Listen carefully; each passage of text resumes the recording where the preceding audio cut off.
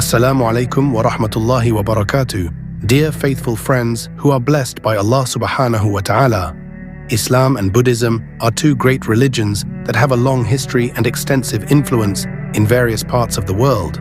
In this video, we will discuss the relationship between Islam and its teachings. Allah Subhanahu wa ta'ala mentions in his verse, those who are patient will be admitted into the mercy of Allah. However, there are two interesting opinions regarding the true identity of Prophet Idris and Prophet Zulkifli, which are associated with the figure of Sidharta Gautama, the founder of Buddhism. Some scholars and historians argue that Sidharta Gautama is Prophet Idris. This opinion is based on several similarities between the story of Buddha's life and the characteristics of Prophet Idris in earlier books. In the book Mahasin at-Tawil fi al-Quran al-Karim, Muhammad Jamaluddin al-Qasimi interprets Surah At-Tin verses 1-3 with an approach that has attracted much controversy. This idea has become a topic of discussion among scholars and academics in relation to his interpretation that connects the verses with the prophethood of Sidharta Gautama, a figure considered holy by Buddhists.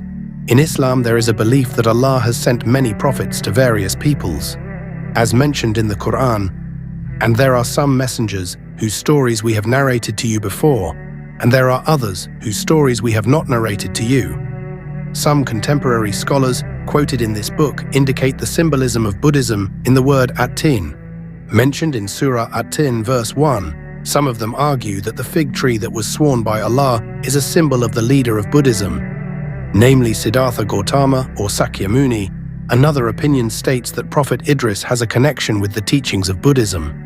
One of the reasons put forward is that in the Buddhist tradition, a monk must wear robes made according to the provisions. This is the basis for the assumption that Siddhartha Qun and Moses, a shepherd, are related. The name Idris itself is said to mean lotus flower and was born in Kapilavastu, which in Arabic is called Ku. In the history of Buddhism, Prince Sidharta Gautama had 3 lotus ponds since childhood, namely Blue Lotus Pond or Upala, a pond of red lotus flowers or Paduma, white lotus flower pond or Pundarika. Another similarity is the concept of achieving parinirvana in Buddhism, which is considered to have similarities with the story of Prophet Idris. In Islam, Prophet Idris is said to have reached heaven without first experiencing death, as mentioned in the Quran, and we raised him to a high place. QS Maryam 57. Due to these similarities, some scholars argue that the Prophet Idris mentioned in the Quran is Sidharta Gautama. Another opinion states that Sidhartha Gautama is not the Prophet Idris, but the Prophet Zulkifli. One night, Prince Sidhartha Gautama decided to leave his palace, accompanied by his charioteer named Channa. His determination was firm to make a great renunciation by living as an ascetic. At the age of 40, he was appointed as a great teacher in Buddhism. This is in line with the age of prophethood in Islam, where many prophets received revelations at the same age. According to Abul Kalam Azad, an Urdu historian, Buddha Shakyamuni, who is known as the holy teacher for Buddhists, is none other than Prophet Zulkifli. The Buddha is known to have been born in Kapilavastu, which in Arabic is called Zulkifli. This name is derived from the word Kifl, while Kifl is the Arabic name for Kapila, an abbreviation of Kapilavastu. A similar opinion was expressed by Hamid Abdul Qadir, a 20th century historian. In his book Buddha the Great, His History and Teachings, he explains that Buddha is the Prophet Zulkifli, which means a prophet who came from Kao. This is because there is no teaching about God or revelation in his book. To understand this further, we need to trace the teachings of Buddhism that developed in the century before Christ. Buddhism is centered on the concept of nirvana, which is a state of no desire, no feeling, and no suffering. The main call in Buddhism is to achieve nirvana as the pinnacle of inner freedom. Although the Buddha is not considered a god, he is revered as a master teacher.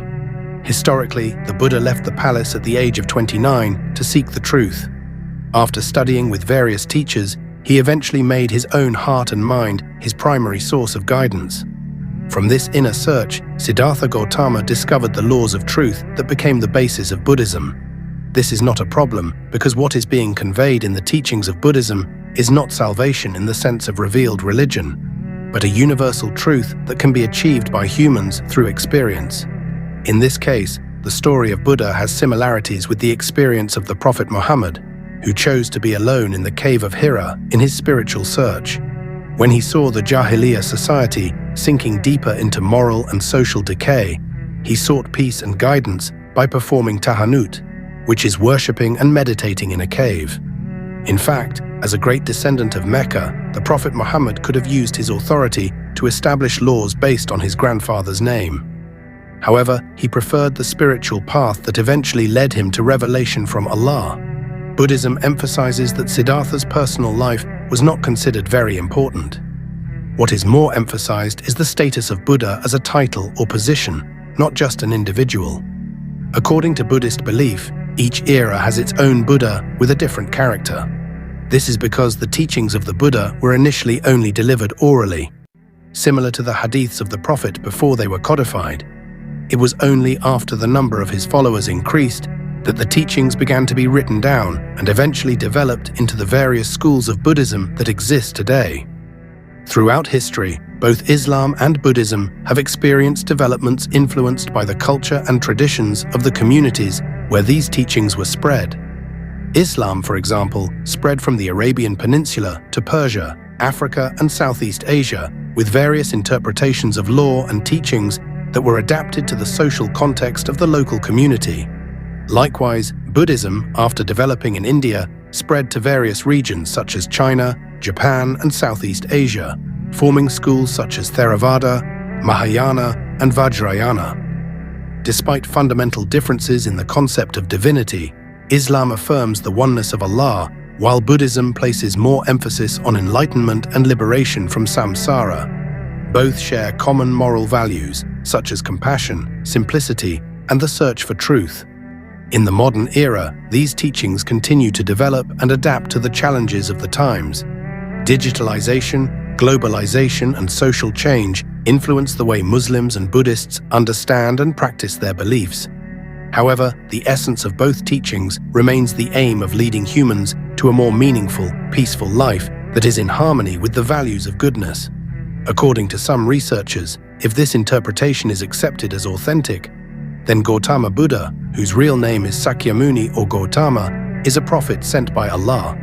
This interpretation is associated with the words tin and olive in the Quran. Tin is identified as a fig tree or Bodhi tree, where Buddha meditated, while olive refers to Mount Olive, where Baitul Maqdis stands. Al-Qasimi believes that if this interpretation is correct, then Buddha was most likely a prophet whose real name was Sakyamuni or Gautama. According to him, his rise as a prophet began when he meditated under a large fig tree. At that time, revelation came to him, and he was appointed as an apostle. Satan repeatedly tried to tempt and lead him astray, but to no avail. The large tree where Buddha meditated was then considered sacred. Followers of Danaman Akapakimi also argue that in these verses, Allah mentions 4 major religions that humans have ever embraced. Each religion plays a role as a bearer of human, worldly, and afterlife values, as well as a symbol of virtue and compassion. Judaism and Islam are referred to as part of these values, while other religions are referred to as sources of law, known as religiosa, or the sacred fig tree. This tree is located in the small town of Gaya, Bihar region, India. This opinion is in line with Buya Hamka's thoughts in Tafsir al-Azhar. However, Hamka emphasized that the interpreter who interpreted Atin as a Bodhi tree seemed to be more deeply involved in Buddhist philosophy. This is because Buddhist teachings emphasize life and wisdom in facing reality, not the concept of divinity as believed by Buddhist followers. This understanding shows the existence of different perspectives in interpreting verses related to religious symbolism. In Islam, the concept of divinity is monotheistic, namely the absolute oneness of God, while in Buddhism, the main focus lies on achieving wisdom and inner enlightenment. In addition, the Bodhi tree, which is mentioned in some interpretations as a symbol of wisdom, has a more philosophical meaning in Buddhism. It was under this tree that Sidharta Gautama attained enlightenment and became Buddha. However, Hamka considered that interpreting Atin as a Bodhi tree was less appropriate because the context was more directed towards the divine aspect, which was in line with the teachings of monotheism in Islam. This opinion underlines the importance of understanding the sacred text with an approach that is not only philosophical, but also based on the theological principles that underlie the beliefs of the religion. Differences in interpretations such as this also reflect how broad the scope of Islamic knowledge is in understanding the meanings contained in the Quran. It was the latter who gave the teachings a divine element by deifying Buddha as a holy figure. Hamka also mentioned that a great scholar from Arabia and Sudan, S. Ahmad Surkati, once expressed the opinion that the Prophet Zulkifli mentioned in the Quran could be the figure known to Lange. So I will reject this study. However, no one took up the offer. The challenge is that Allah has sent people whom He has chosen as prophets. Prophets are people who are given the privilege of receiving revelation, although not all of them accept it. This is in accordance with the word of Allah, which states that the core of the one teaching is monotheism. As explained in the hadith, we are branches of one tree that peace be upon you.